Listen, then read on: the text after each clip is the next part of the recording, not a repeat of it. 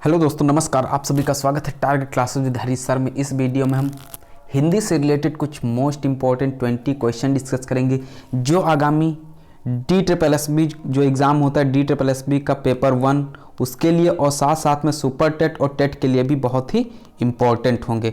जो लोग भी हमारे चैनल पर पहली बार विजिट कर रहे हैं वो चैनल को सब्सक्राइब करके बेल आइकन को प्रेस कर दें जिससे किसी भी नए वीडियो का नोटिफिकेशन आप लोग को समय से मिल सके। तो स्टार्ट करते हैं आज का फर्स्ट क्वेश्चन। फर्स्ट क्वेश्चन है, हिंदी के आपके 20 क्वेश्चंस आते हैं DSSB जो पेपर 1 होना है उसमें भी, और साथ में आपका जो यूपी में सुपर टेट का एग्जाम होता है उसमें भी 20 क्वेश्चंस आते हैं। और जबकि यूपी टेट में 30 क्वेश्चंस पूछे जाते हैं। सभी का सिलेबस एक जैसा है, एक ही पैटर्न पे क्वेश्चंस पूछे जाते हैं। तो फर्स्ट क्वेश्चन स्टार्ट करते हैं। छात्र का बहुवचन है, तो फर्स्ट क्वेश्चन में आपको बताना है कि छात्र का बहुवचन क्या है।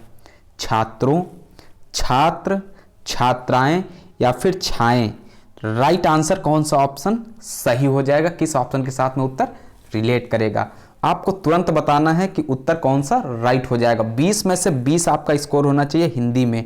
जो भी लोग फिजिकल एजुकेशन से रिलेटेड तैयारी कर रहे हैं उन्होंने DSSB का फॉर्म सबमिट किया था तो वहां पे हिंदी 20 नंबर की पूछी जाएगी, इंग्लिश भी 20 नंबर की आएगी, रीजनिंग 20 नंबर की आएगी, जनरल अवेयरनेस 20 नंबर की पूछी जाएगी और मैथ्स के पोर्शन में भी 20 नंबर के क्वेश्चंस पूछे जाएंगे। यानी 100 नंबर का आपका वहां पे पूछा जाएगा पेपर 1 में और 100 नंबर आपका पर्टिकुलर एग्जाम जो फिजिकल एजुकेशन की तैयारी कर रहे हैं वहां से भी क्वेश्चंस पूछे जाएंगे। तो फर्स्ट क्वेश्चन का राइट आंसर क्या हो जाएगा? फर्स्ट क्वेश्चन का राइट आंसर छात्रों के साथ में रिलेट कर जाएगा, नहीं ए ऑप्शन राइट आंसर हो जाएगा, ए ऑप्शन सही हो जाएगा। नेक्स्ट क्वेश्चन पे मूव करते हैं। आस्था, तो इसको आप विलोम में भी कन्वर्ट कर सकते हैं। अनास्था, वैमनस्यता, अंधविश्वास या फिर अविश्वास, बताइए। ए ऑप्शन यहां पे राइट आंसर हो जाएगा, ए ऑप्शन सही हो जाएगा।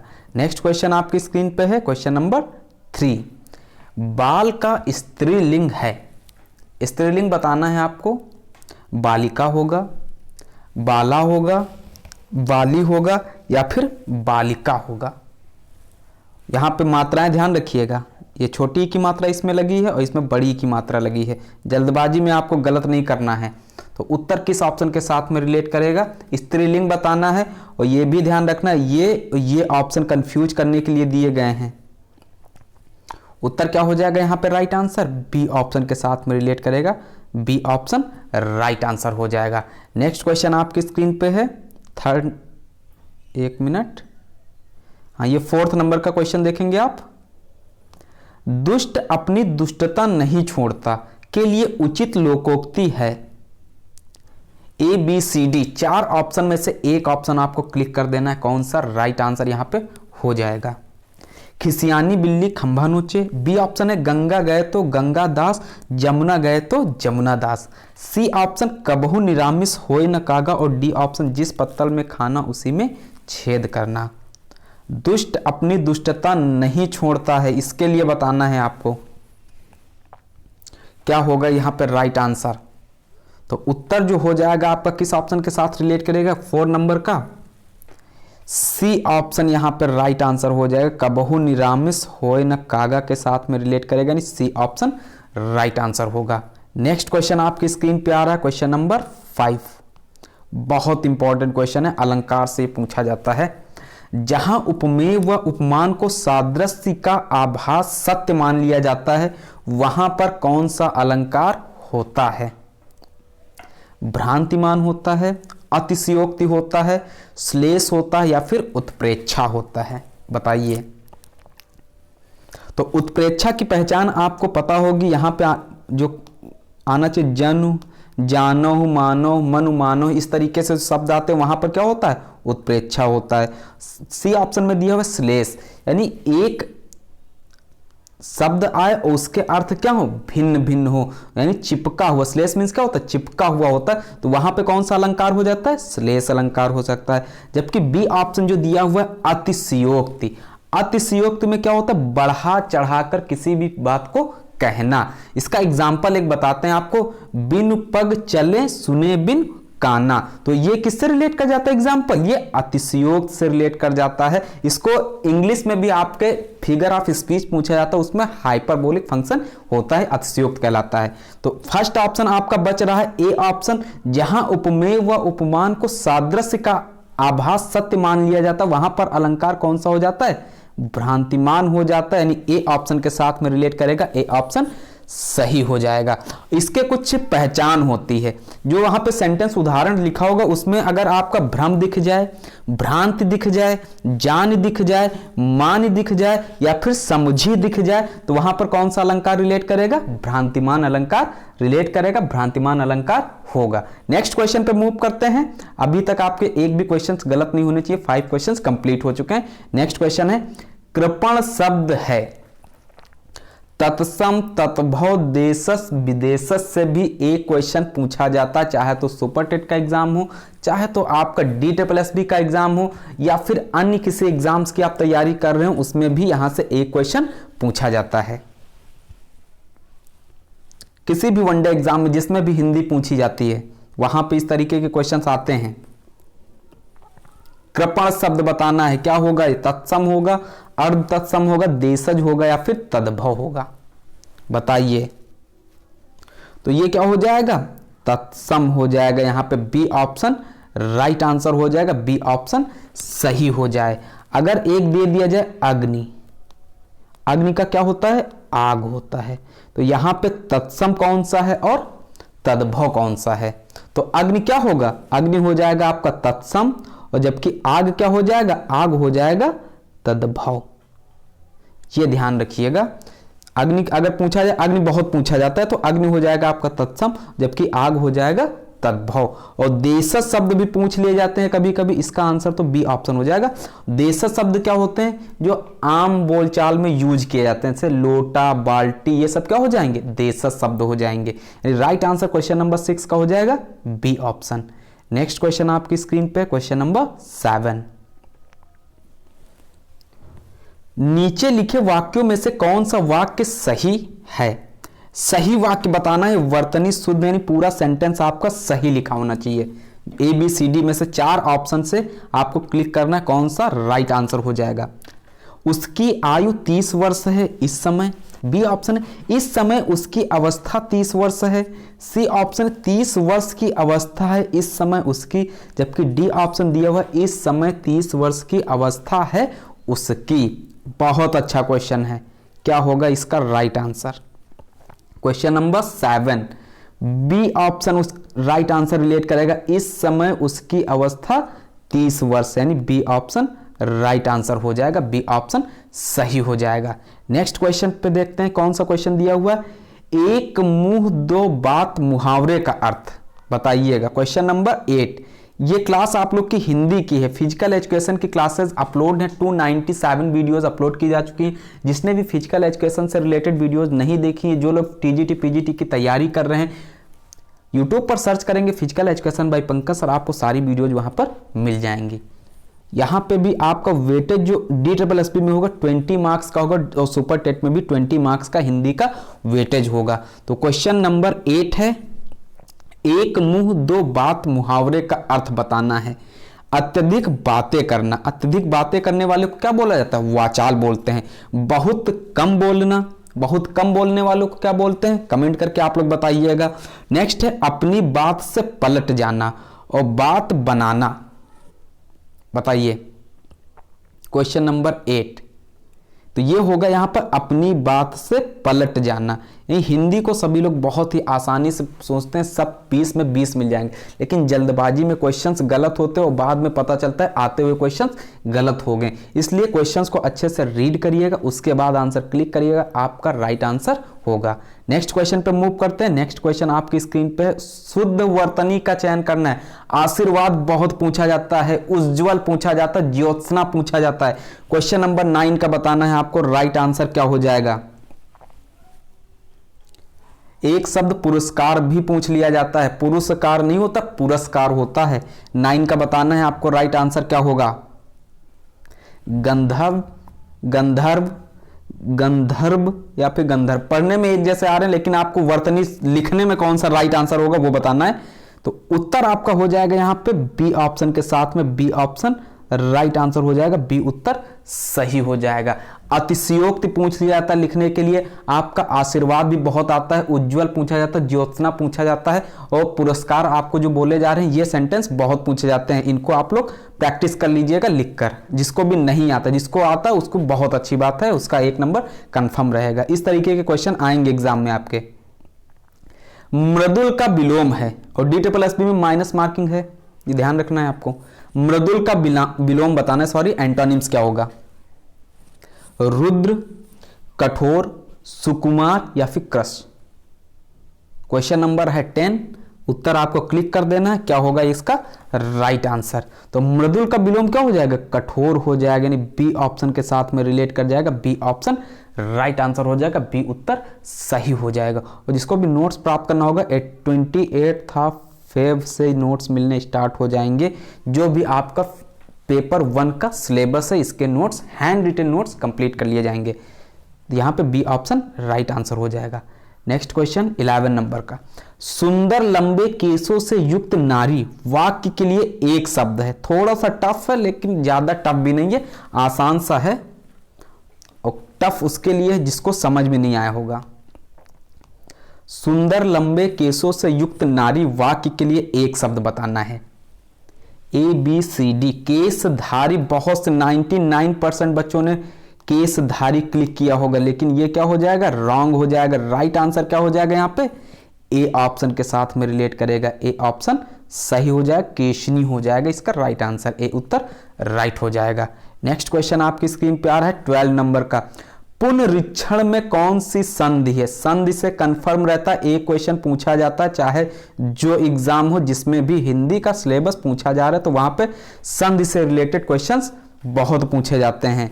अगर क्वेश्चन संधि से नहीं आता तो समझ लीजिए पेपर जो बनाया गया है बहुत आसान बना दिया गया है। और संधि टफ भी होता है, आसान भी होता है। तो देखिएगा इसका पुनरीक्षण में कौन सी संधि है।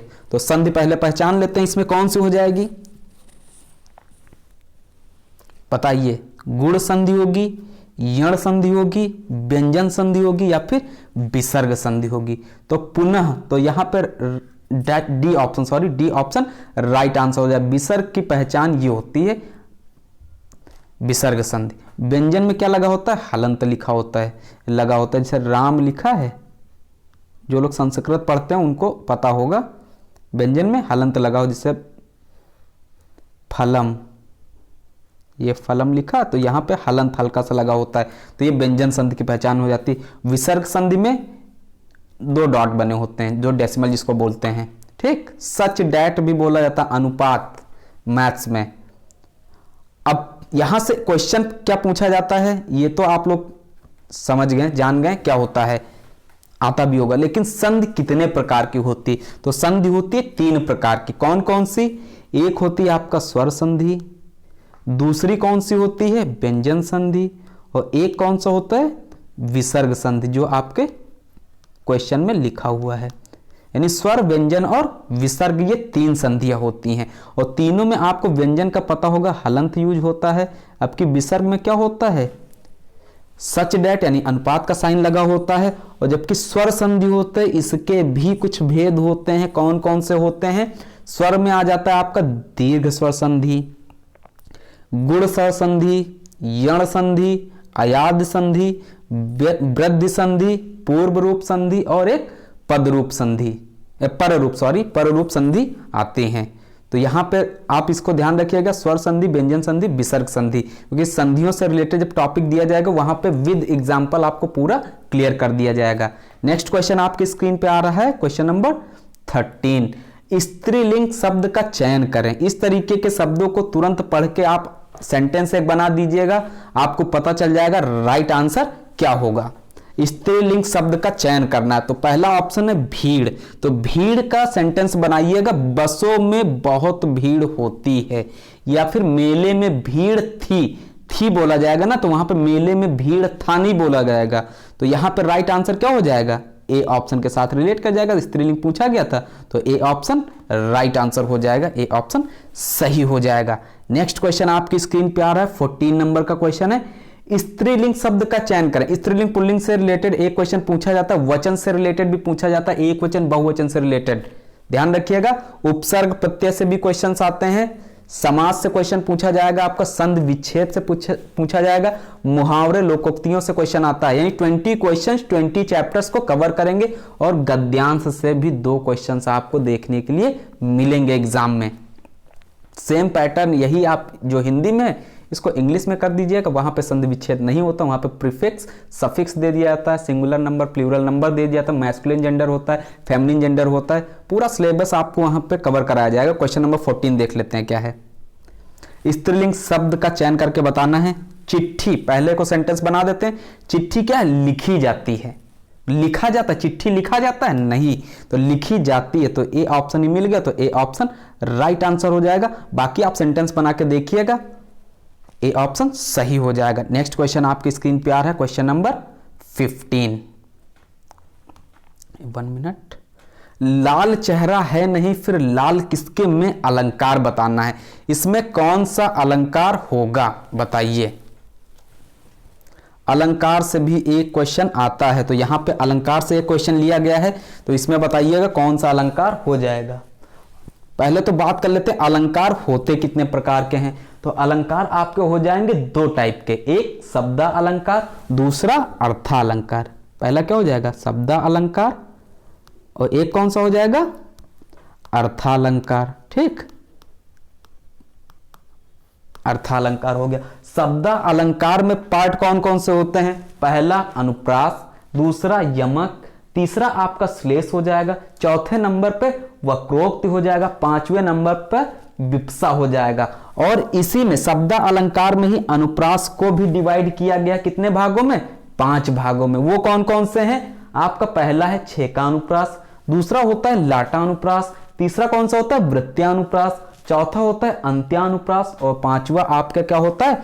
श्रुत्यानुप्रास। ये भी किसके अंतर्गत आएंगे? शब्दा अलंकार के अनुप्रास अलंकार के अंतर्गत। ठीक है, नेक्स्ट अर्थालंकार देख लेते हैं। अर्थालंकार में कौन कौन सा आता है?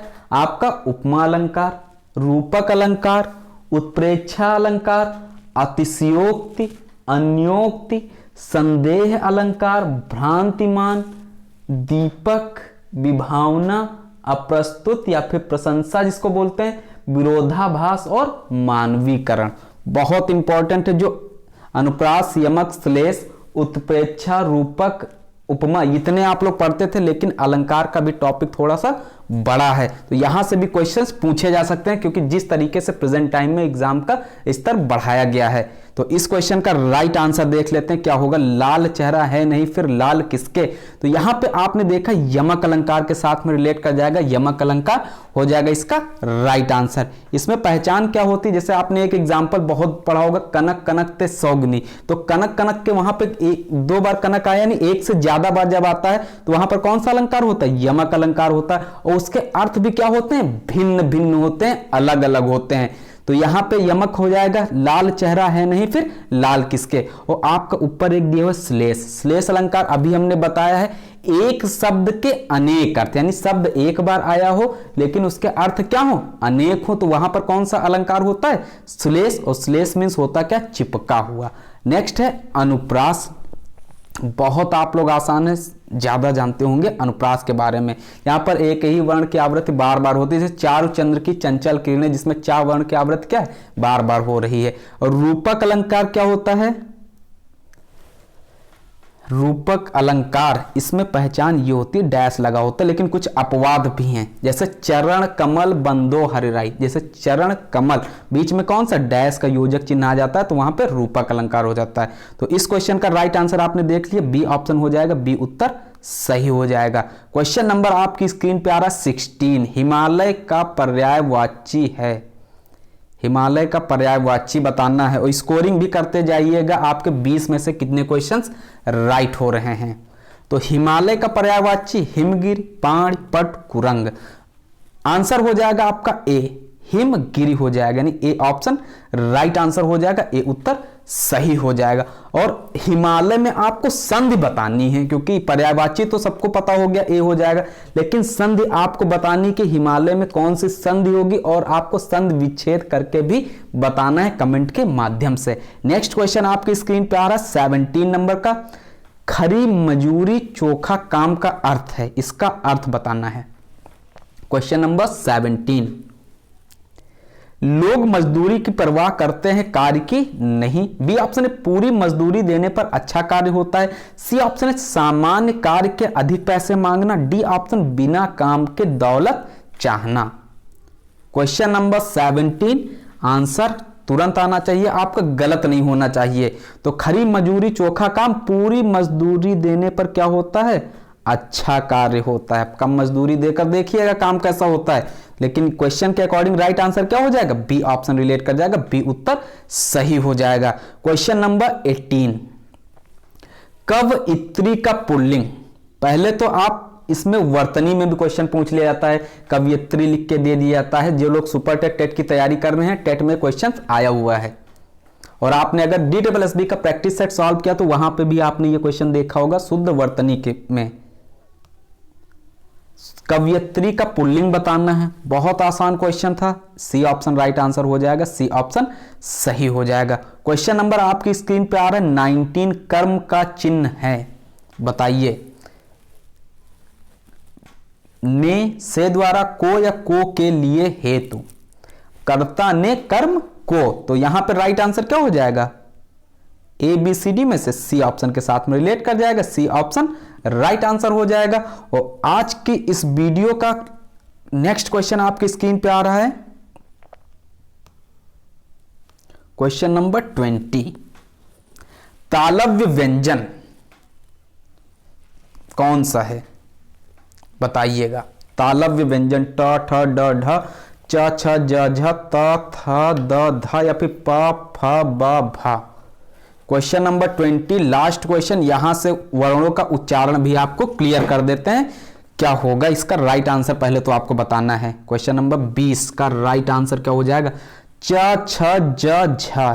तालब यानी तालु के द्वारा जो बोले जाते हैं ये हो जाएंगे उच्चारण स्थान, तालव्य व्यंजन हो गए आपके, ठीक।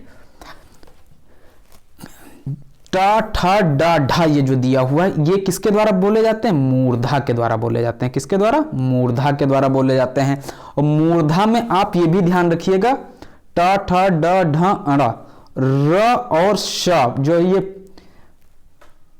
तालब विषय होता है ये भी इसी में आ जाता है, नहीं मूर्धन्य श, सॉरी तालब विषय ये हो जाएगा आपका। तो ट ठ ड ढ अड़ा और र और ये श ये किसका उच्चारण स्थान होंगे, ये मूर्धा के द्वारा बोले जाते हैं, यानी एक मूर्धा से रिलेट करेगा। बी आप च छ ज झ पढ़ चुके हैं, तालु हो जाएगा। यहीं पे देखिएगा या आ जाएगा और ये आ जाएगा तालव्य विषय। ये किससे बोले जाते हैं, ये तालु के द्वारा बोले जाते हैं, जिसको तालव्य बोलते हैं। नेक्स्ट देख लेते हैं क्या है, त थ द ध न, त थ द ध न, तो ये बोले जाते हैं दंत के द्वारा। और दंत में और भी पूछा जाता है, री पूछ लिया जाता है, और एक सा ये वाला पूछा जाता है। ये किससे बोले जाते हैं, दंत के द्वारा इसका उच्चारण स्थान होता है। और लास्ट जो बच रहा है ऑप्शन आपका डी ऑप्शन, प फ ब भ म, ये ओष्ठ के द्वारा इसका उच्चारण स्थान होता है। और इतना तो आपको पता होगा प फ ब भ म, लेकिन दो और इसमें आते हैं, छोटा ऊ और बड़ा ऊ, ये भी किसके उच्चारण स्थान है, ये ओष्ठ से ये भी बोले जाते हैं। और भी यहाँ पे कुछ क्लियर कर दें जिससे नेक्स्ट वीडियो में थोड़ा सा आपको पहले से नॉलेज हो। ए और आय ये बहुत पूछे जाते हैं, ए और आय, तो इसका उच्चारण स्थान क्या होता है, कंठ तालु होता है। क्या होता है, कंठ तालु हो जाएगा। और एक पूछा जाता है ओ और आओ, ओ आओ, इसका उच्चारण स्थान क्या होगा बताइए, कंठोष्ठ हो जाएगा। क्या होगा इसका, कंठोष्ठ हो जाएगा इसका उच्चारण स्थान। और एक आ जाता है आपका वह दंतोष्ठ होता है। यमंगलनम भी पूछ लिया जाता है, नासिका इसका उच्चारण स्थान होता है। तो ये थे आज के कुछ मोस्ट इंपॉर्टेंट टॉप 20 क्वेश्चन, और साथ में आपके practice set number 1 DSSS part 1 के लिए जो हिंदी पूछी जाती है, साथ में सुपर टेट, यूपी टेट में जो क्वेश्चंस आते हैं उससे भी संबंधित क्वेश्चन है। अगर वीडियो आपको पसंद आया तो तुरंत लाइक कर दीजिएगा। साथ में चैनल पर अगर पहली बार विजिट कर रहे हैं तो चैनल को सब्सक्राइब करके बेल आइकन को प्रेस कर दीजिएगा, जिससे किसी भी नए वीडियो का नोटिफिकेशन आप लोग को समय से मिल सके। तो नए वीडियो मिलते हैं कुछ नए क्वेश्चंस के साथ में, तब तक के लिए नमस्कार।